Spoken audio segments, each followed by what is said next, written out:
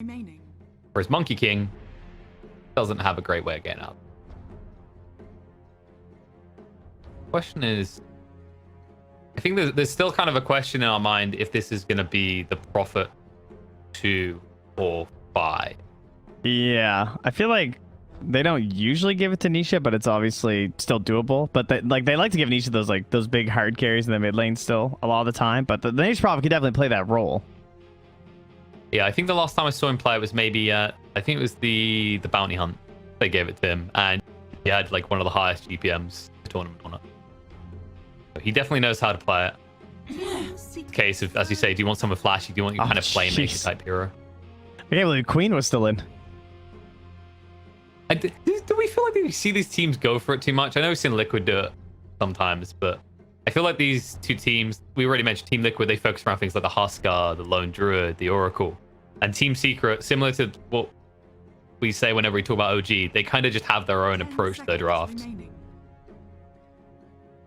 Yeah, I just think they have so many options that it's just like they definitely feel like certain heroes are strong and whatever, but like I don't know if they're just gonna like storm here because they don't really care about counters. Like most teams pick a 10th, at least lately that I've been seeing, whereas they're willing to just give it in the 9th pick anyway. They don't really care. Oh, how did we forget about Broodmother? Luckily, Secret didn't. I guess it's like obviously once Ursa has a Battle Fury, like, well, I can kind of deal with the Brood, but that's a long way off. The Brood's done her work by then. 10 seconds remaining. Yeah, no real concerns. 5 seconds. What are they missing? Like maybe some just low cooldown stuns? Okay, there you go. That gives you some stuns, some control, and adds into the push power, right? I think that, actually, I'm surprised we didn't mention that. We said about Quap being banned, but Venge is the other one to go to at the moment, right? Yeah, I mean, I know Zai likes playing it a lot. At least he seems to, because he plays it quite a bit. So this could be for Nisha or Zai, just depending on this last pick. Nature's Prophet tends to be a much stronger mid lane hero, so I immediately lean towards that being for Nisha. It also, I think it's easier to like. Go ahead.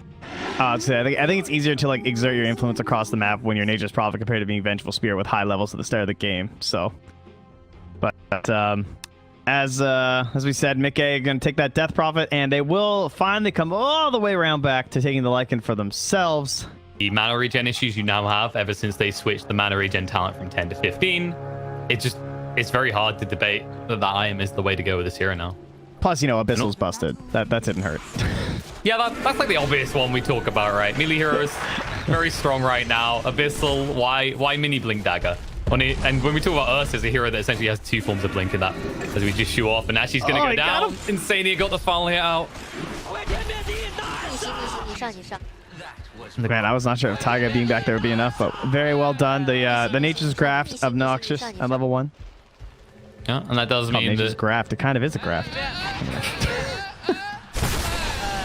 I mean, the rough part from Tumman now is he has leveled in the Earth Shock, which you can try to be defensive here, but it's going to be tough to overpressure, or is it? Oh, these blocks coming out. Puppy. I mean, this is why you give this man micro heroes. On point. It's hard to believe how nerfed Treants have been.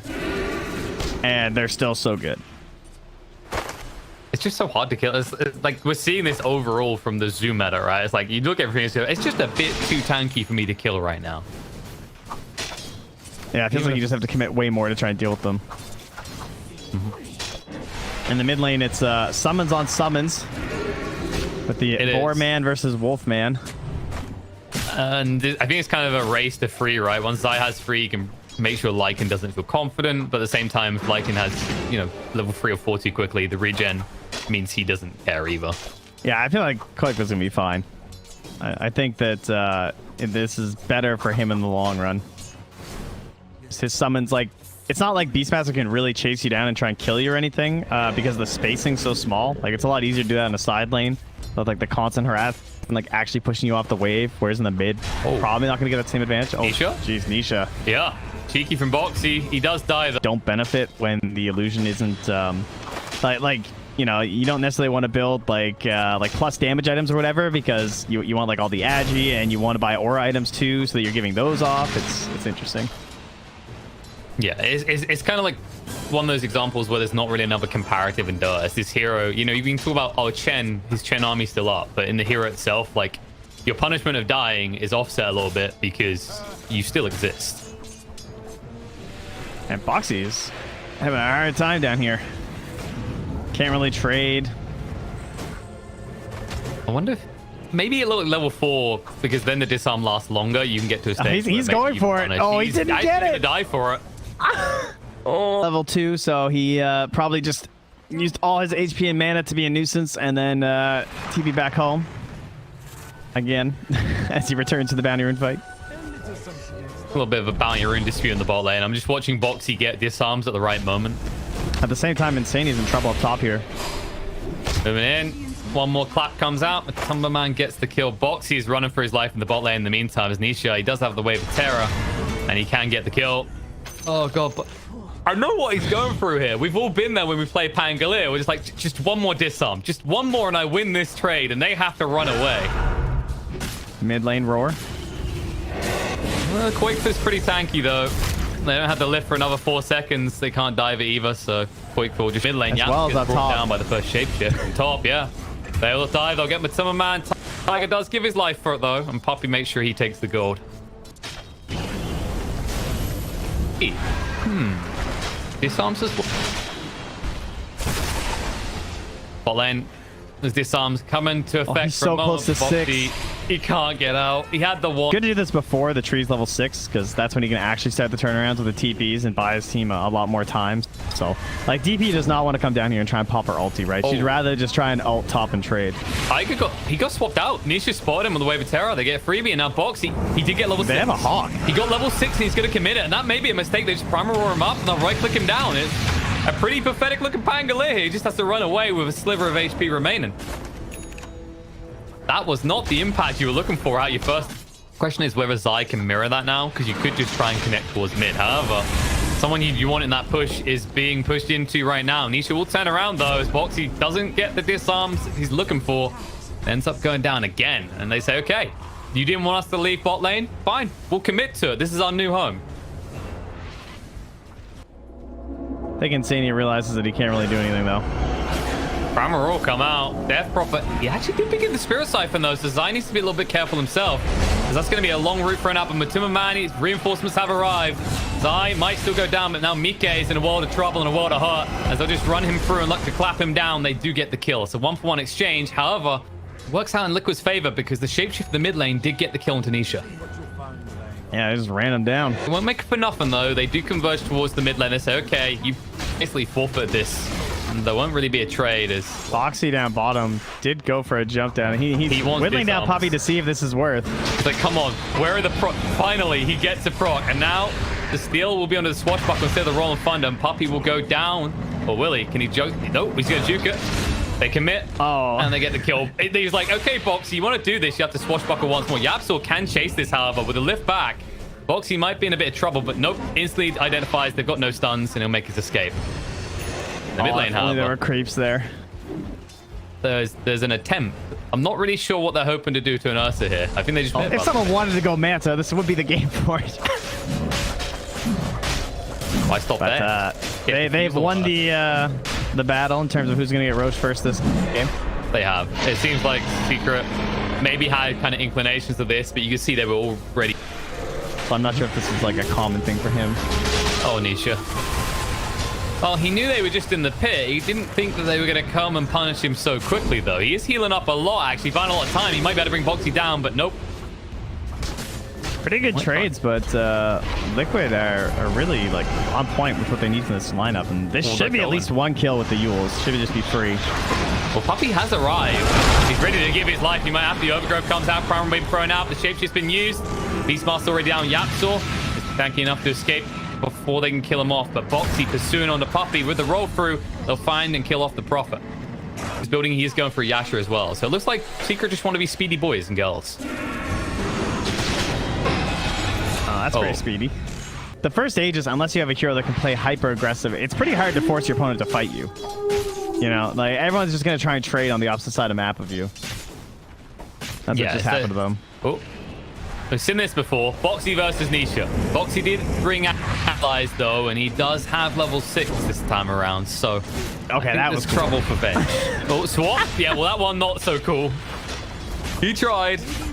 And they're even going to try and take down the illusion of him as they continue their push under the tier 2. And look at this, Secret go, okay, if you really want to do this trade, and I want you to think about this, Liquid, because you're not as quick as we are with this push. Yeah, they have to start following heroes back. So the repel Secret's push, but once again, like you said, oh, dude, I think I could, but not much more complicated. Maybe if we made it so that the neutral items had different costs to them as well. Pangolier finds a hefty cost to his initiation. That was sick.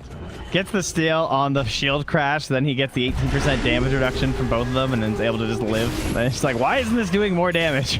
Oh, yeah. Nisha? Oh, okay. He did try for the TP. Tiger was still around. They baited themselves a little bit, but Puppy will make it out. They get Matumba Man away. And the push continues in the top lane. It's almost like every time Liquid gets these kills onto the Vengeful Spirit, it's not worthwhile because of what's happening elsewhere. Ooh. They're going to make him pay this time, though. Mike, he commits the exorcism onto Zai. Zai says, okay, if I'm going to pay, I'm at least going to get someone to pay with. He picks up the bounty room before giving over his life. Push is being eliminated as well, all right? It's all about weighing up whether you can trade better and where you can actually take those trades, as we saw earlier when they were exchanging tier 1 for tier 1 and trying to do tier 2 for tier 2. Well, Matu had a bit of a rough start. I mean, having to go Yasha first doesn't necessarily feel that great, but gets his Battle Fury. He does indeed. And they now know that all these heroes on Secret side are top because they just tried to jump Tiger. They will soon find him because they cut the trees. His Blink Dagger doesn't save his life. They get the kill, but in the bot lane, they're moved in with the Roll and Thunder onto Ursa. But Summer Man, he's juking it out. I don't know if they want to commit too much further. He has got the enrage. There's the Yules. It'll interrupt him. And there's no real way out for Matu anymore. Is that Nisha with a swap in? Good save. And now it looks like they need to back off. Puppy did go a little bit too deep, though. With the Shapeshift commit, he might try and kill off Puppy. Koikpa, he's going for bigger targets. He turns on the Yapso, an easier one at that. They'll be able to find him. They do get the kill on the Puppy in the meantime, and now they can converge on this tier 2 tower. They do have to go back to deal with Beastmaster, however, and Zai now in trouble as Mike blinks forward on top of him, and Zai doesn't have a way out. No point TPing. He knows it'd be interrupted. Double kill for Boxy. They'll kill off the army. They get the tier 2 tower in the bot lane, and Liquid finally take a favorable exchange. And Roche spawns in 2 seconds. So they didn't have to use the exorcism. Why you want the early Roche complete. Obviously, you'd like it if your team took it, but even if the enemy gets it, as long as you get this one with the Aegis of the Cheese, like if Secret had gotten this one, they would have been like, perfect. This is what our lineup also needs. But now you have to fight through Aegis, Cheese, and False Promise. This is an extremely difficult team fight for Secret coming up next. Puppy's been caught. Mike is getting so much done with this Blink Dagger. It definitely seems like it's been the right item, as Puppy has no way to get out of this. He's the Vlad, he's the Medallion, he's the mech for his team. So they won't want to fight for the next 45 seconds at least. Yeah, I really like watching his Death Prophet. I think he's really good at, because I feel like China was the only region that was really playing a lot of the one Death Prophet for a while and like the one Leshrax, and they just use it to accelerate the game at a very fast pace. That's true. I think Nikkei's really done a good job of that. The CIS region, we've seen Epikid do it a lot as well. It definitely is starting to catch on more and more. And there's the Exorcism coming out on the Beastmaster. Zai tries to block it out, retreat by himself a little bit of time, but no chance in hell. He even throws out the Prime Roy, says, Matumba Man, do your thing. Can you get enough out? Needs one more hit for this. Oh, no! Oh, no! Nice plate, man. Bo3, he was owed that RNG after all this time, and it finally pays off. He gets the proc he needed. Now they can just run over the fight. Secret have 4 heroes dead. The Exorcism's still running for a little bit, and they'll move over to the mid lane to at least get some chip damage done at the tower. But with Lycan in your lineup, chip damage is the least you'll do. Yeah, that tower is going down fast, and they're going to go for it. I definitely approve. They still have the glyph, and they've got like 10 seconds. This is a bit of a tough one. No, it's definitely 10 one of those do-it moments. Just use it. And even once you do, we're not leaving because we still have the Aegis. And to be honest, by the time you're up, Roll and Thunder is going to be what? Yep, 10 seconds out. You just have to let him have it and walk away. You can't really... towards an abyss at this point. Or do you think stuns aren't the problem? I think he knows he's going to get hit by spells. It's just the way that this lineup works. He has to get stats resistance. That's fair. I guess also you've got a lot of stuns, right? So, you know, it's just a penny in the well at that point. Like, you should have enough lockdown to burst the hero. They'll try. He moves him in the range with the disarm coming out straight away. The Royal Thunder through. And Matumba Man, swap out by Nisha. He's used to trying to give his life over. Instead, Oracle's the one who gives it over because the backline gets sniped out. Zai does get a kill. Gives his life for it. The buyback was committed by Oracle. Now Matumba Man needs to back away after he clears some creeps out. They're just trying to slow down this push. They do not want to fight directly. Quickfire is getting a little bit low, but Stasier gets to play with him. Boxy just disrupting so many heroes here with these disarms. He's still got the Heaven's Halberd to work with as well. There's no easy way to approach this Pangolier even at this stage. Yeah, the right click damage is running out a little bit here, but they're still just chipping away. It's taking so long to get through him. This AC, this Vanguard doing so much work. Finally they'll get it, but there's the Enrage, the Yules. They say, now what? Matthew, what are you going to do? What's your move? Shapeshift gets activated. They move in. Nature's Prophet will be brought down slowly but surely. They'll chase through on the Rubik. Clean up Nisha as well. The buybacks are being committed left, right, and center. But Matumba Man, he doesn't want to go in. No Enrage for 20 seconds. They just have to accept. It's another set of buildings just gone. And Liquid, they are starting to just establish dominance over Secret. Yeah, I think Secret made the mistakes that kind of talked that, like, the only way this gets really bad for them is like trying to push too hard too early, and I do think they made that mistake. Like on that bottom lane, trying to make a save on someone like that's exactly what Liquid's lineup needs, because their initiation was relatively weak at that point. And now look at them. They're just going. They want this.